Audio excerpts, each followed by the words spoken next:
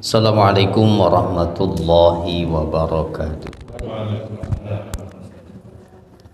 Bismillah, alhamdulillah, wassalatu wassalamu ala rasulillah wa ala alihi wa sahbihi wa man wala. Subhanaka la ilma lana illa ma'allamtana innaka antal alimul hakim.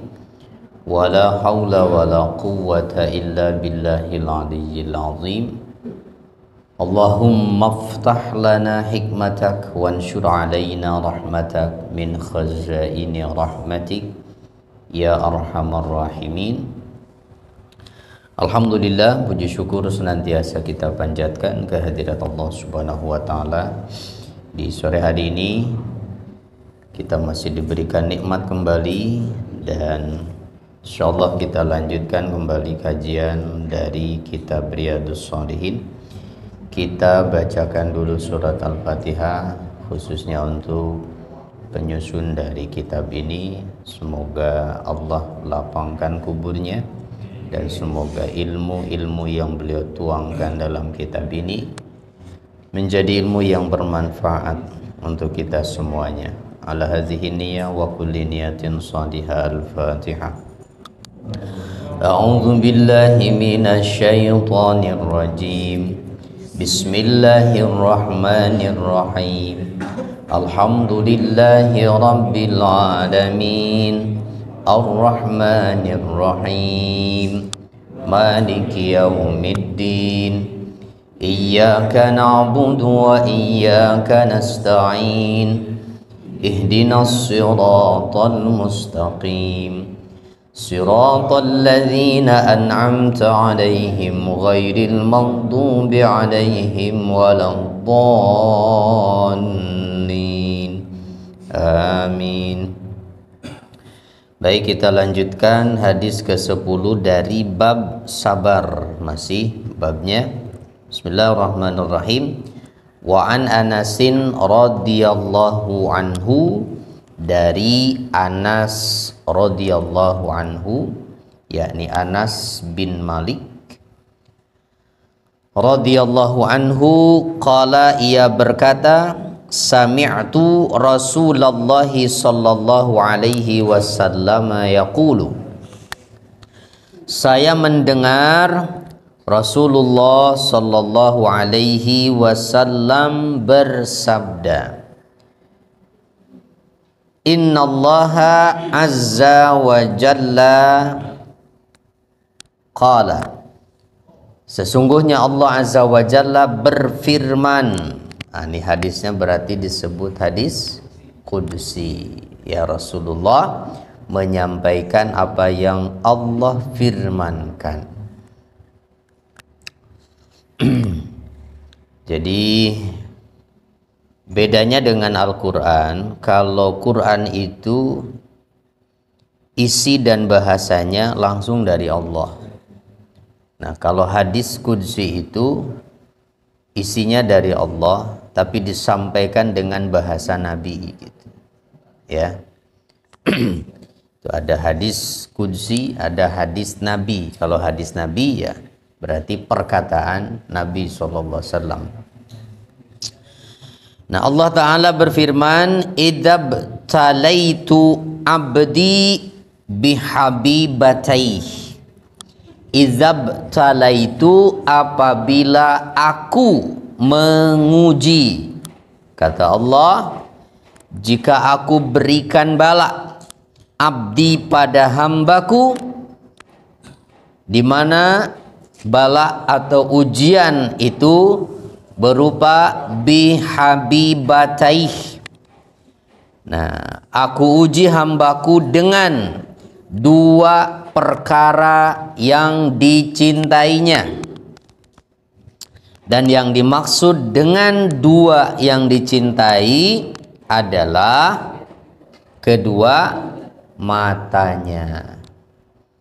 Jadi apabila aku menguji hambaku dengan kedua matanya, nah, maksudnya gimana? Diuji oleh Allah, tidak bisa menikmati dunia ini dengan matanya. Allah jadikan matanya tidak bisa melihat, gitu. Nah, ketika aku menguji hambaku dengan kedua matanya, sesuatu yang paling dicintainya, maka fasabara, lalu si hambaku tadi ia bersabar, tidak mengeluh, ya. Apalagi kalau ujiannya itu diberikan pada orang yang terlahir bisa melihat, bertahun-tahun bisa melihat, lalu kemudian Allah cabut penglihatannya. Waduh, berat sekali itu, ya. Kalau dari lahir sudah tidak bisa melihat, mah memang dia nggak pernah melihat dunia ini, kan. Tapi kalau yang pernah bisa melihat terus dicabut, aduh, berat itu. Jadi nikmat sekali mata itu berarti, ya Allah. Jadi jangan disia-siakan nikmat mata yang Allah berikan itu, karena itu teknologi mata itu lebih canggih daripada kamera, ya, lebih canggih daripada kamera. Bisa merekam seisi Quran 30 juz, ya. Mata itu yang Allah berikan itu bisa nyeken per halaman, sampai ada orang yang bisa tahu itu pojok kanan ini bunyinya apa. Luar biasa, kan.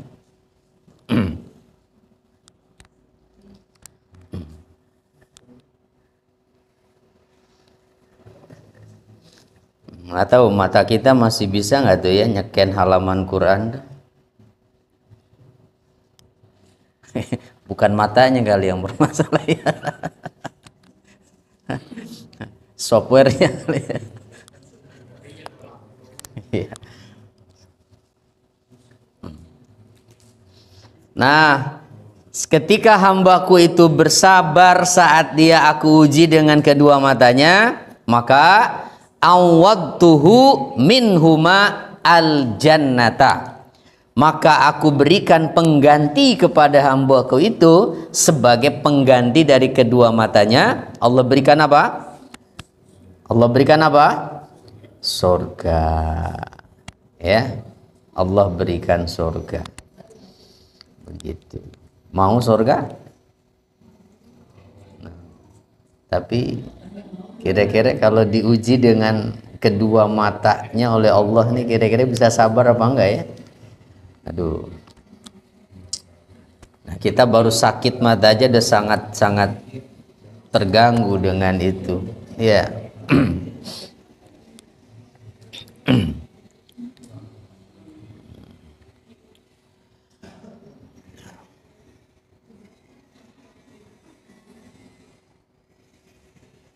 Faidah hadis ini yang pertama, bahwa Nabi sallallahu alaihi wasallam, ya, khassan Nabi sallallahu alaihi wasallam al-ainain bihadzal jaza. Nah, bahwa Nabi sallallahu alaihi wasallam mengkhususkan dua mata dengan balasan ini, yaitu surga. Kenapa? Kok begitu istimewa ujian yang diterima dua mata, anggota badan yang kecil bentuknya ini, penggantinya kok begitu istimewa, diganti dengan surga. Kenapa? Li'annahuma ahabbu a'dha'il insani ilaih, karena mata ini adalah anggota badan yang paling dicintai oleh seorang insan. Karena dengan matanya dia bisa menikmati keindahan dunia, ya? Itu dengan kedua matanya dia bisa melihat keindahan-keindahan itu. Dengan kedua matanya dia bisa membedakan mana lembaran 100.000, mana 50.000, kan? Itu. Nah, walaupun sekarang mah udah bisa dibedakan dari cetakannya, ya, sehingga yang buta juga bisa tahu itu.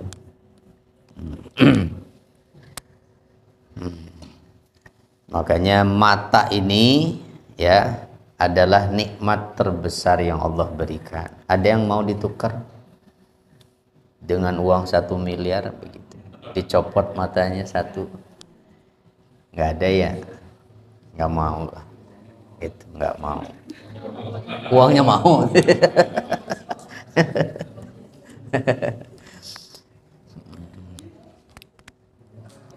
Nah, kalau mata mah jarang yang jual ya. Nah, kalau ginjal masih ada yang mau jual ya. Karena terhimpit kebutuhan itu. Kalau mata tidak ada lah. Mata ini pemberian dari Allah.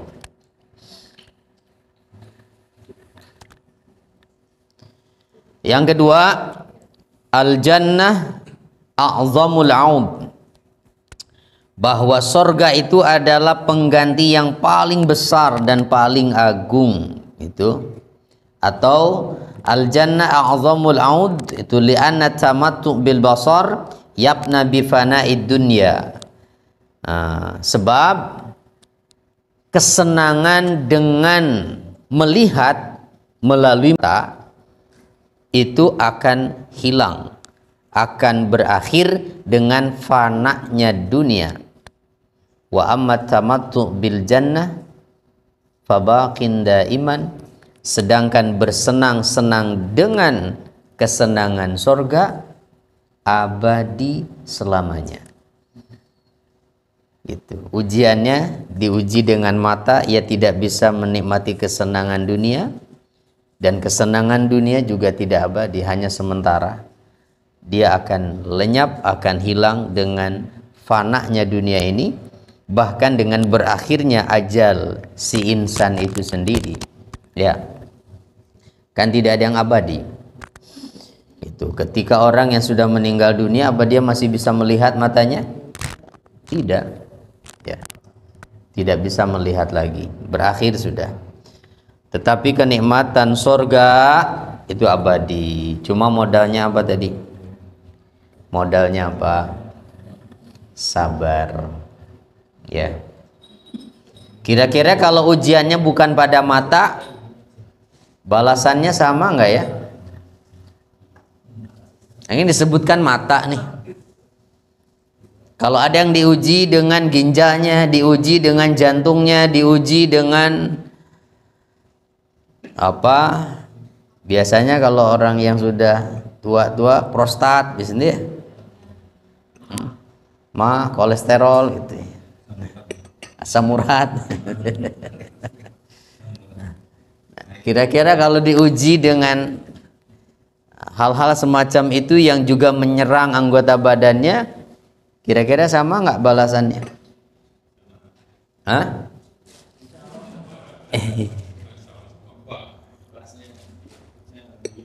Ya insya Allah sama kalau sabar. Berarti kan itu poinnya.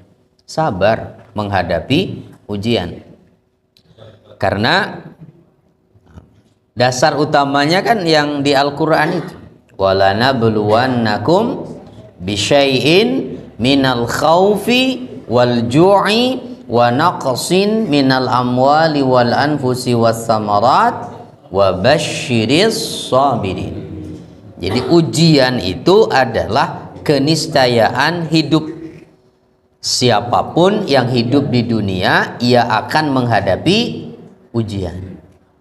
Jadi yang tidak siap menghadapi ujian, nggak usah hidup di dunia, ya. Nah, yang siap menghadapi kehidupan ini harus siap menghadapi ujian, apapun itu. Dan di akhir ayatnya Allah menyatakan, sampaikan kabar gembira kepada orang-orang yang sabar. Udah, berarti kuncinya sabar. Mau diuji dengan apapun, ya, diuji dengan apapun. Ini contohnya di sini diuji dengan kedua mata yang ada pada anggota tubuh kita ini. Salah satu ujian. Apalagi kalau yang diujinya banyak, gitu. Matanya sakit, jantungnya sakit, ginjalnya sakit, aduh, komplikasi. Aduh, udah nggak bisa ngapa-ngapain itu. Aduh, berat ya. Iya, makanya nikmatnya sehat itu baru berasa kalau sudah banyak yang terganggu tuh, anggota badannya. Tapi jangan suuzon ya dengan orang-orang yang sakit, karena kadang-kadang Allah itu memberikan ujian termasuk sakit itu adalah karena sayang, ingin membersihkan dosa-dosa dia sehingga meninggal dunia itu dalam keadaan bersih dosanya, ya, bersih dosanya. Tapi itu tidak perlu dikatakan kepada orang yang sakit, ya, gitu. Dan nggak apa-apa, mungkin kamu banyak dosa begitu ya. Jangan dong, ya.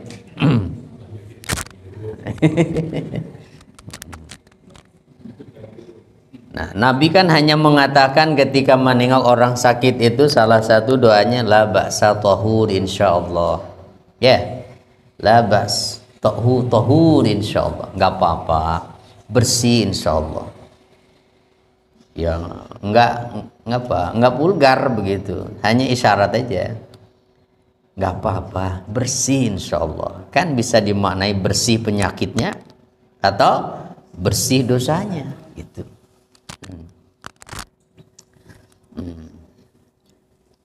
Jadi jangan saklek ya mau orang. Ya nggak apa-apa, mungkin bapak banyak dosa pak, itu nanti bersih lah.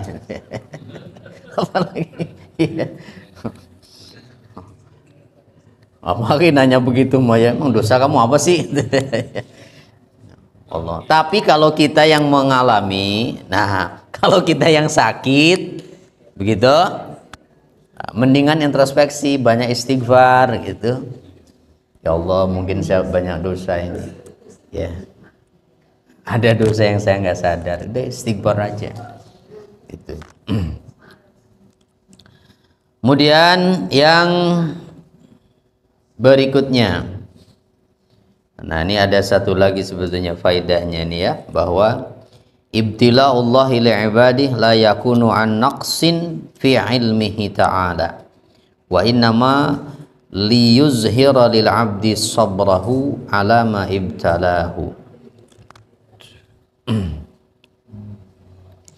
Ujian Allah kepada hamba-hambanya itu bukan berarti Allah memiliki kekurangan dalam ilmunya. Begitu. Kan bahasanya di Al-Quran itu apa? Allah akan menguji manusia itu supaya Allah mengetahui siapa di antara mereka yang sabar. Nah, jadi pertanyaannya, apakah tanpa memberikan ujian Allah tidak tahu mana hambanya yang sabar dan mana yang tidak?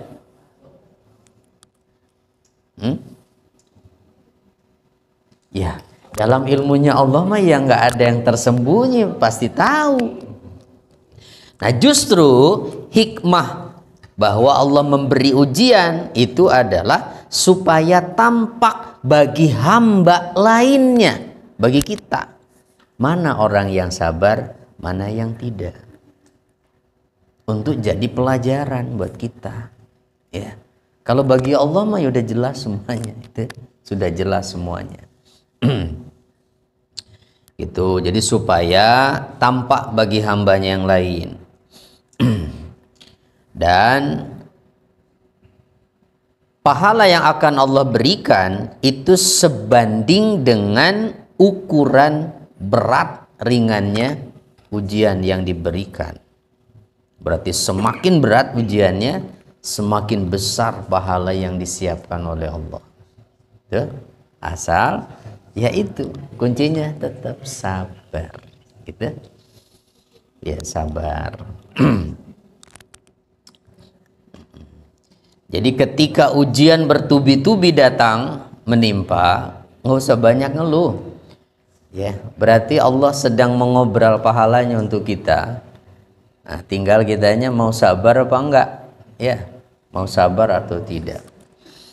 Dan yang lebih baik dilakukan adalah banyak istighfar dan introspeksi.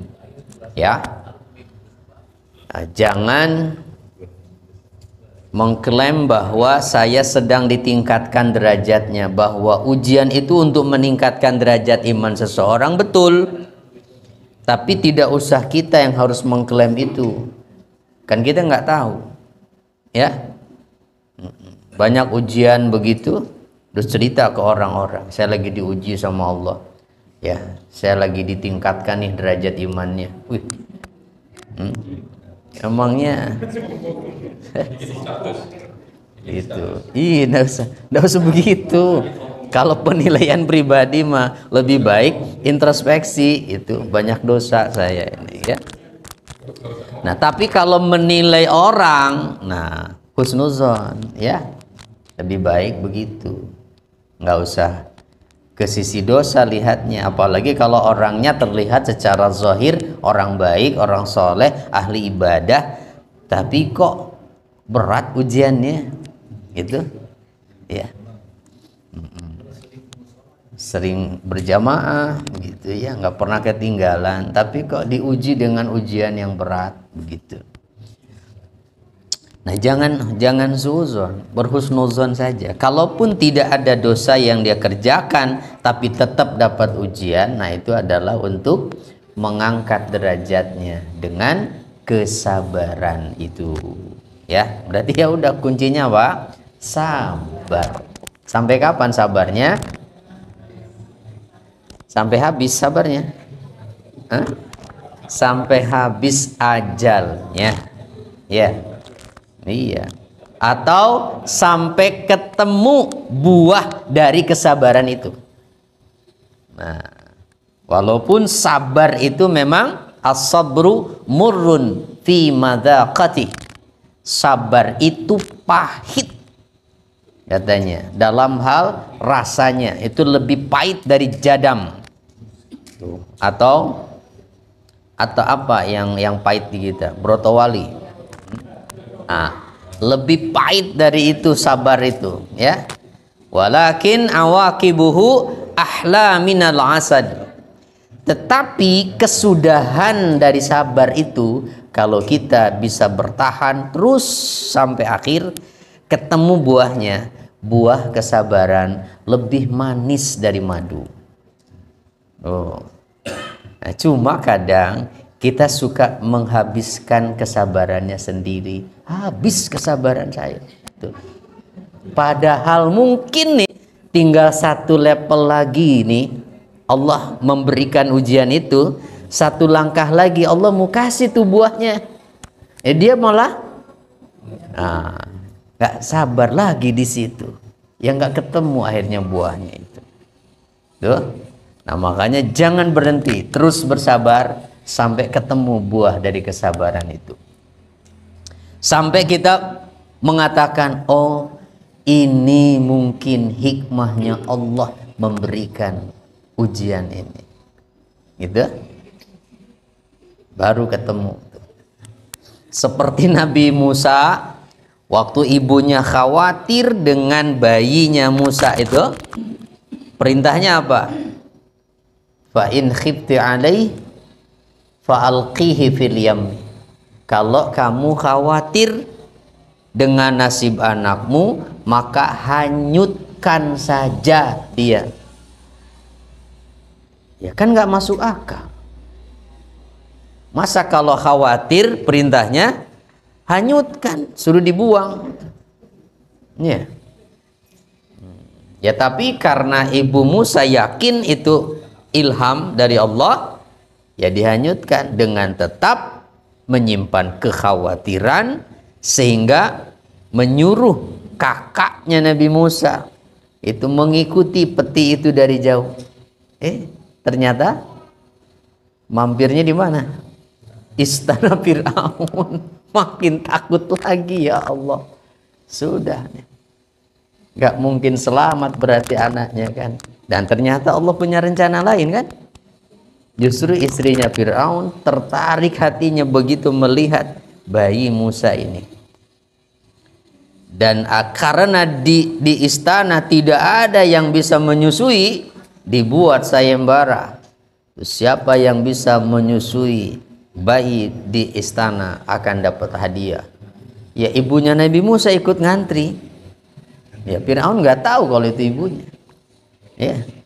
Jadi dengan cara itu Allah mau mengembalikan sampai akhirnya Nabi Musa diserahkan lagi ke ibunya. Itu disuruh bawa pulang, disusui di rumah dalam keadaan tenang, nggak ketakutan, dapat bayaran lagi dari istana. Tuh. Ya, cuma mesti sabar dulu melewati proses tadi itu, dipisah dulu. Ya, gitu. Nabi Yusuf mau diangkat oleh Allah, tuh, jadi ya orang penting di Mesir, tapi prosesnya 40 tahun harus pisah dengan ayahnya. 40 tahun Bu. Kepisah, dibuang sama saudaranya kan? Begitu. Terus berbagai macam ujian itu dialami oleh Nabi Yusuf. Gitu. Sampai dibuang, kemudian dijual sebagai budak gitu. Akhirnya kemudian tinggal dengan seorang menteri Al-Aziz itu. Di Mesir itu terjadi kasus, kemudian sampai di penjara bertahun-tahun, bertubi-tubi itu ujiannya, akhirnya diangkat. Jadi ya sekarang yang menteri keuangan mungkin itu, di Mesirnya itu. Nah gitu, makanya itu suka dibaca kalau orang ibu yang sedang hamil gitu. Itu bukan karena gantengnya Nabi Yusuf, bukan. Tapi karena ada pelajaran tentang kehidupan yang sangat berharga dalam kisahnya itu. Karena Nabi Yusuf itu di Al-Quran kisah Nabi yang paling panjang di surat Yusuf. Coba lihat. Ya, paling panjang itu kisahnya itu. Mengisahkan perjalanan hidup 40 tahun. Dari mulai dibuang sampai ketemu lagi dengan ayahnya, dengan saudara-saudaranya itu. Pernah baca terjemahnya surat Yusuf? Belum? Hah?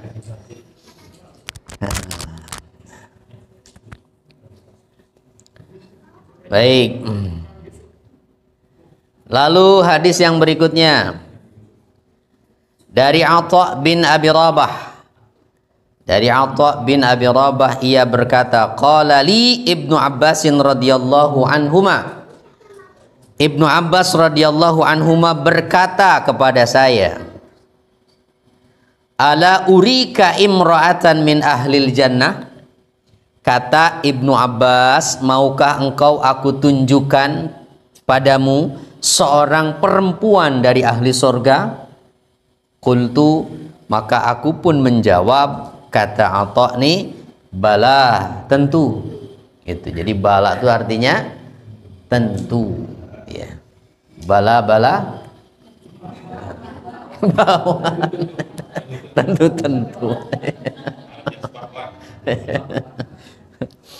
Bala. Qala, lalu Ibnu Abbas pun mengatakan, hadhil mar'ah as-sauda atatin nabiyya sallallahu alaihi wasallam. Kalau kamu mau tahu perempuan yang termasuk ahli sorga, dialah perempuan yang berkulit hitam.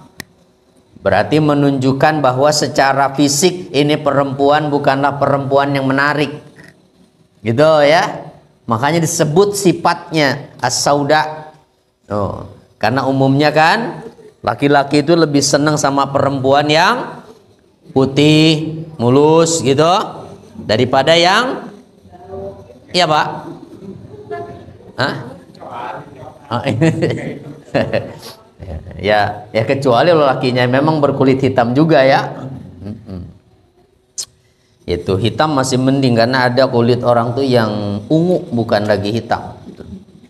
Saking hitamnya itu ya, sampai ungu warnanya itu. Iya, itu mereka yang biasa di iklim-iklim yang panas itu tinggalnya.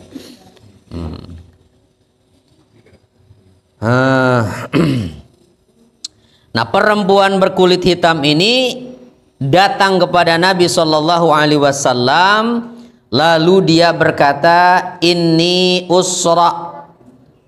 Nah, inni usra, saya ini usra. Apa maksudnya?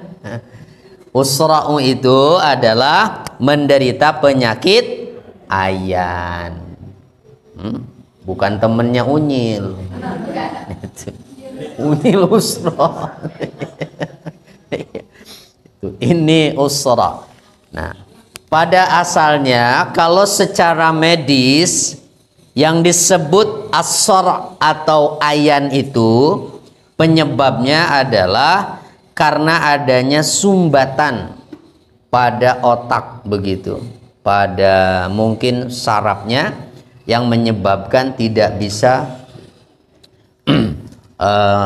menggerakkan anggota badannya, itu ayan tuh. Tapi katanya, kata para ulama, yang menimpa perempuan ini itu bukan karena medis, tetapi disebabkan karena gangguan jin. Oh, berarti ya beberapa penyakit itu bisa dan mungkin itu terjadi karena gangguan jin. Nah, dan yang dikeluhkan sama perempuan ini adalah bahwa ketika dia kambuh sakitnya, dia nggak sadar dengan apa yang terjadi dengan dirinya, sehingga kalaupun terbuka auratnya dia nggak bisa menjaga itu. Nah, itu yang dikeluhkan, ya. Ya, kita lihat bahwa dia datang kepada Nabi dan mengatakan, saya ini adalah orang yang suka berpenyakit ayan, wa inni atakasyafu, dan saya suka terbuka aurat. Kan ini yang dikeluhkan, bukan semata-mata karena sakitnya. Saya nggak sabar Rasulullah gitu, enggak begitu, tetapi ada alasan. Apa? Suka terbuka aurat. Nah, ini saya nggak nyaman dengan itu begitu. Fad'ullaha ta'ala li, maka tolonglah berdoa kepada Allah untuk saya. Nih, minta doa kepada Nabi, ya. Gitu. Nggak pakai air, tapi enggak. Itu cukup minta doa aja. Gitu. Nah, kalau di kita biasanya pada bawa air kan. Duh. Lalu faqala, maka Nabi pun mengatakan, in syi'ti sabarti walakil jannah wa in syi'ti da'autullaha ta'ala an yu'afiyaka. Gini, kalau kamu mau, kamu sabar dengan penyakitmu itu, dan pengganti bagimu adalah surga nanti di akhirat. Atau pilihan kedua, kalau kamu mau, aku berdoa kepada Allah agar Allah menyembuhkan sakitmu. Mau pilih mana? Oh. Kalau ibu mau pilih mana? Kalau kira-kira ibu yang berpenyakit itu, nggak ada pilihan dua-duanya. Suruh milihnya salah satu itu.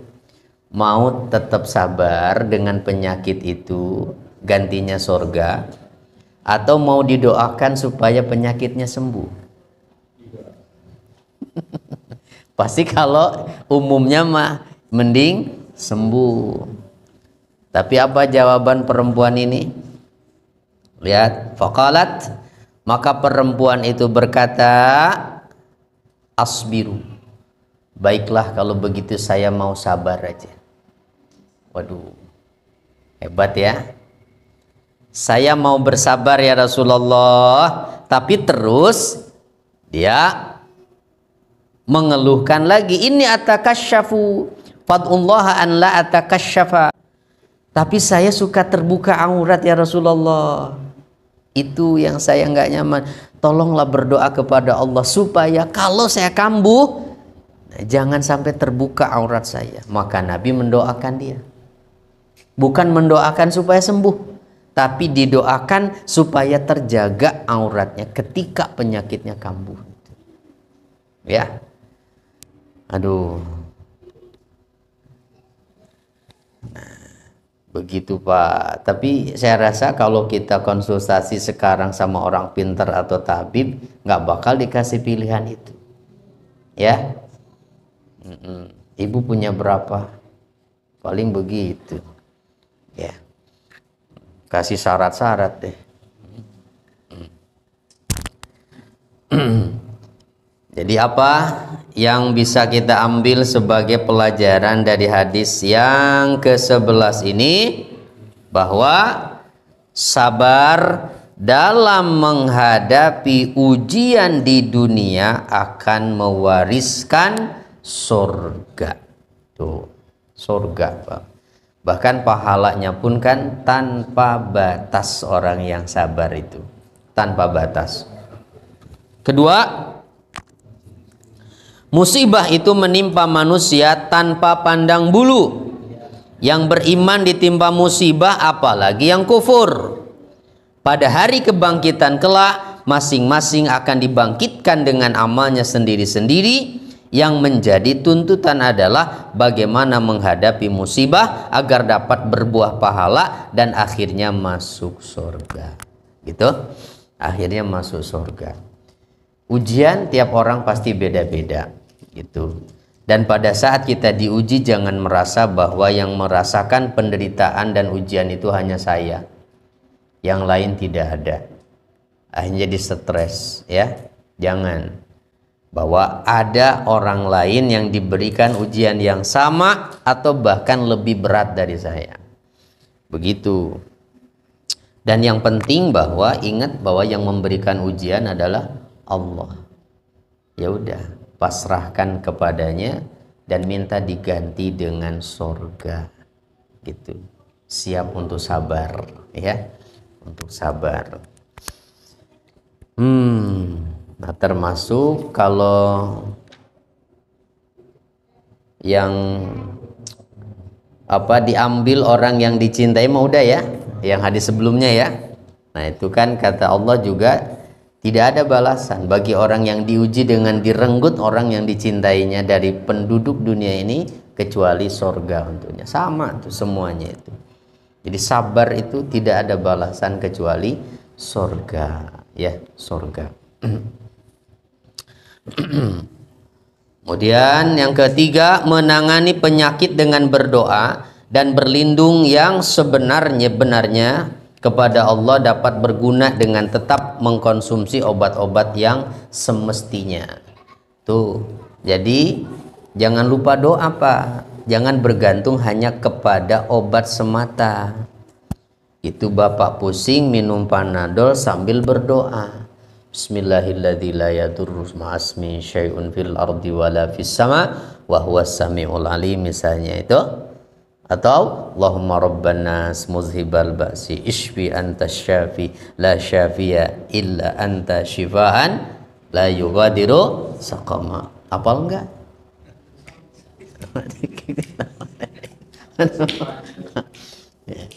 Ya, atau cukup Bismillahirrahmanirrahim.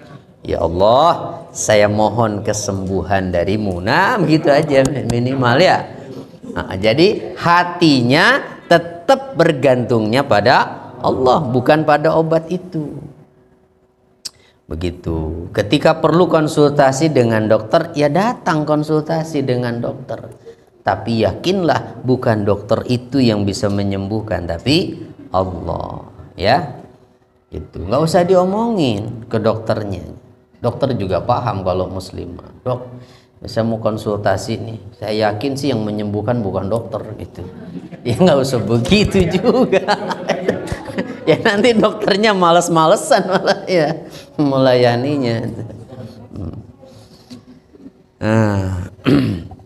Yang keempat, mengambil azimah lebih utama daripada mengambil rukhsah. Nah, azimah kalau dalam hal ibadah mah misalnya ketika ada pilihan antara rukhsah, seperti ketika dalam perjalanan tetap puasa atau membatalkan. Rukhsahnya itu boleh membatalkan. Nah, kalau mengambil azimah berarti tetap puasa, itu namanya ya.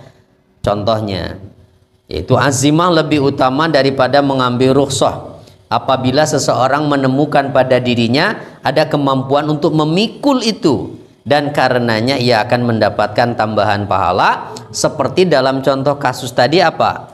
Perempuan tadi lebih memilih bersabar dan tetap ia merasakan penderitaan akibat penyakit ayannya, gitu, daripada didoakan supaya sembuh. Nah, kan itu rukhsahnya tuh, didoakan oleh Nabi, dan doa Nabi pasti diijabah oleh Allah, gitu. Tapi ia lebih memilih sabar. Itu sama yang tadi juga begitu. Misalnya ketika dalam perjalanan memilih antara tetap puasa atau buka. Nah, ketika memilih tetap puasa itu namanya azimah, asal memang ada kemampuan, dan jangan memaksakan. Kalau memaksakan malah berdosa. Tuh, ini contoh dalam ibadah ya. Ketika Nabi melakukan perjalanan di bulan Ramadan, berangkat dari Madinah bersama para sahabat di bulan puasa, berangkat dalam keadaan berpuasa. Gitu. Nah, ketika sampai di tempat namanya Qura al-Ghamim, itu sudah sore, asar lah. Nabi istirahat, ternyata banyak yang tidak kuat. Para sahabat jalannya sampai sempoyongan, mau pingsan, tapi tidak ada yang mau buka, karena mereka menunggu Nabi buka nggak, Nabi buka nggak, gitu. Sampai akhirnya Nabi minta air segelas, dan sengaja Nabi memamerkan, Nabi minum begitu. Nah, supaya mereka yang sudah nggak kuat nih buka maksudnya. Ternyata ada laporan lagi, ya Rasulullah, mereka tetap puasa walaupun mereka udah nggak kuat. Apa kata Nabi? Ulaikal usat. Mereka itu orang-orang yang durhaka. Gitu malah. Ya. Kenapa? Sudah jelas tidak tahan, tidak kuat, tapi memaksakan. Juga nggak boleh berarti. Itu nggak boleh. Nah, tapi dalam kondisi normal jangan buru-buru disimpulkan. Harus buka, kalau nggak buka berdosa kita. Nah, ya itu. Bukannya pakai milih lagi ya, nyari itu restoran Padang dulu. Gitu.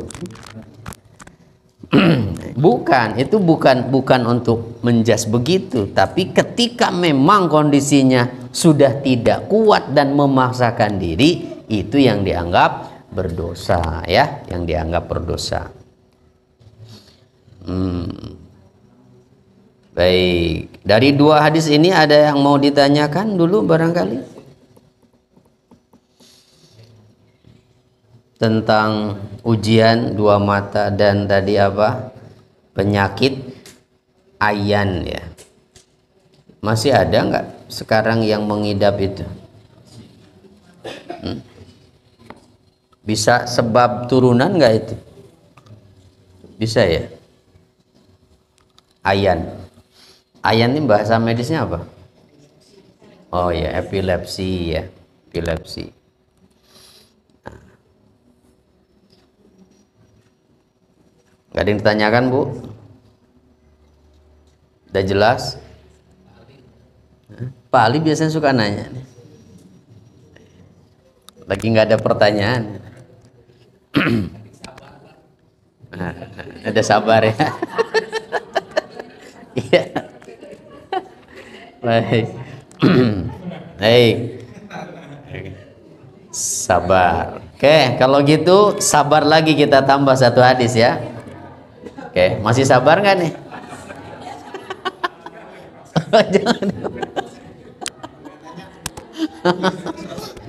Kalau nggak nanya saya tambah lagi satu nih. Nah, iya. Makanannya masih ada kan?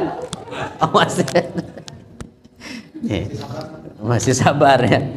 Dari Abu Abdurrahman Abdullah bin Mas'ud radhiyallahu anhu, ia berkata, Ka'anni anzuru ila Rasulillah sallallahu alaihi wasallam yahki nabiyyan minal anbiya.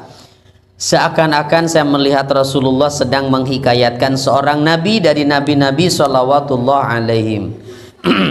Ada yang mengatakan bahwa yang sedang dihikayatkan oleh nabi itu adalah Nabi Nuh. Tetapi ada lagi yang mengatakan, Imam Al-Qurtubi, bahwa yang sedang diceritakan oleh Rasulullah itu beliau sendiri, gitu. Nabi itu yang dimaksud. Nah, bagaimana apa yang menimpa nabi ini? Bahwa darabahu qaumuhu fa'admau, di mana nabi ini dipukuli oleh kaumnya sehingga mereka menjadikannya berdarah. Wa huwa yamsahud dama an wajhi, dan ia mengusap darah dari wajahnya. Kalau Rasulullah yang mengalami itu, kapan itu terjadi? Saat ke Taif minta perlindungan, minta suaka, karena Mekah udah nggak kondusif. Siti Khadijah istri Nabi udah nggak ada, Abu Thalib pamannya juga udah nggak ada. Yang ada tinggal orang-orang yang memusuhi Nabi. Maka Nabi pergi ke Taif cari perlindungan. Ternyata malah dilempari batu sampai berdarah-darah. Nah gitu. Tapi apa yang diucapkan Nabi? Yaqulu, ia berdoa, Allahumma gfir liqaumi fa innahum la ya'lamun. Ya Allah, ampunilah kaumku karena mereka itu tidak tahu. Tuh. Padahal kalau mau, Rasul itu sudah ditawari oleh malaikat penjaga gunung dua tuh. Muhammad, tinggal engkau minta, kami siap menimpakan dua gunung ini pada mereka. Ya kalau kita mau oke, itu mungkin ya. Lanjut itu ya. Nah, tapi Nabi tidak. Kata Rasul, jangan. Aku berharap dari keturunan mereka nanti ada orang-orang yang mau beriman kepadaku. Dan terbukti itu dari keturunannya mah ya beriman. Itu sampai hari ini kan, bahkan Taif itu menjadi salah satu destinasi wisata kan. Karena itu tempat yang paling adem di daerah sana itu. Di puncaknya sini lihat Taif itu. Ya. Ya walaupun nggak sehijau puncak di kita ya, karena di sana mah gunung nggak ada yang hijau kayaknya. Gitu. Baik. Nah, apa faedah hadisnya? Pertama, menunjukkan kesabaran para nabi dan kesanggupan mereka memikul derita dalam menyampaikan dakwah kepada manusia, dan luar biasa mungkin dai-dai sekarang nggak ada yang sanggup itu. Ya, nggak ada yang sampai berdarah-darah ya. Itu tantangan dakwah hari ini nggak seberat apa yang dialami oleh para nabi. Yuk. Nabi Nuh mah apalagi 950 tahun masa dakwahnya, yang ikut hanya 70 sampai 80 orang. Wah, kalau kita mau stres kan itu. Coba cuma 80 orang yang mau beriman itu. Tapi sabar Nabi Nuh. Jadi dikatakan gila karena membuat kapal di atas gunung. Ya karena kan memang nggak masuk akal gitu. Orang mah bikin kapal di tepi pantai, ini di atas gunung. Ya karena memang Allah sudah merencanakan kan, gunung akan terendam juga itu dengan banjir itu. Nah, kemudian yang kedua, di antara akhlak para nabi adalah membalas sikap bodoh dengan memaafkan dan bersikap lembut tetap. Nih. Nah, ini pelajaran buat kita. Cuman sanggup apa enggak ya? Kalau kita yang diperlakukan bodoh oleh orang, misalnya ada yang menghina, mencaci. Begitu? Kita dicaci orang itu. Maka sikap yang benar adalah memaafkan dan tetap lembut, tetap senyum gitu. Bisa nggak Bu? Bapak lagi di jalan naik motor begitu, dibentak orang deh, sampai keluar tuh kadang-kadang binatangnya deh. Nah, bisa nggak tetap sabar begitu? Atau dikejar orangnya? Oh, kan panas biasanya kalau di jalan ya. Aduh, udah udaranya, cuacanya panas lagi. Itu diantara akhlak itu, tidak membalas sikap bodoh dengan sikap bodoh yang serupa. Memang pada dasarnya ketika kita diperlakukan buruk, boleh membalas tapi harus setimpal. Wa jazaa'us sayyi'atin sayyi'atun misluha. Balasan dari sebuah keburukan adalah keburukan yang sesama, yang serupa. Tapi kalau memaafkan itu lebih baik, gitu. Jadi kalau kita balas mencaci lagi, seri berarti. Ya, sama-sama bodoh gitu ya. Ketiga, tidak memperlakukan orang bodoh seperti perbuatan mereka. Ya sudah, maafkan saja, berarti karena mereka orang bodoh. Ya nggak tahu lah, nggak pernah ngaji, wajar aja. Kan kok saya mah ngaji, gitu aja ya. Masa yang ngaji masih sama kayak mereka? Gitu.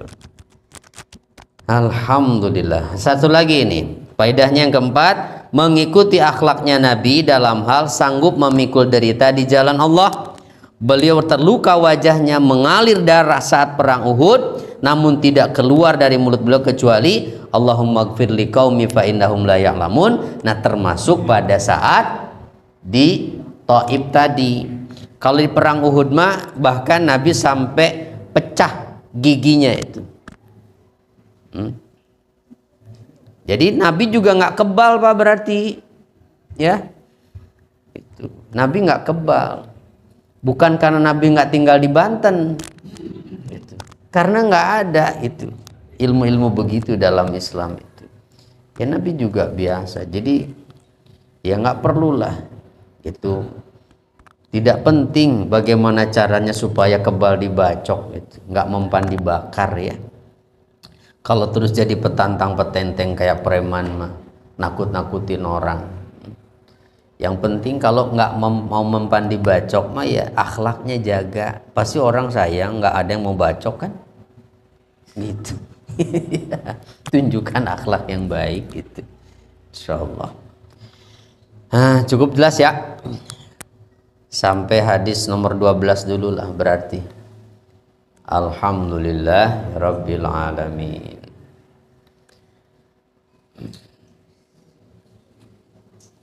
Subhanakallahumma wa bihamdika asyhadu an la ilaha illa anta astaghfiruka wa atubu ilaik. Assalamualaikum warahmatullahi wabarakatuh.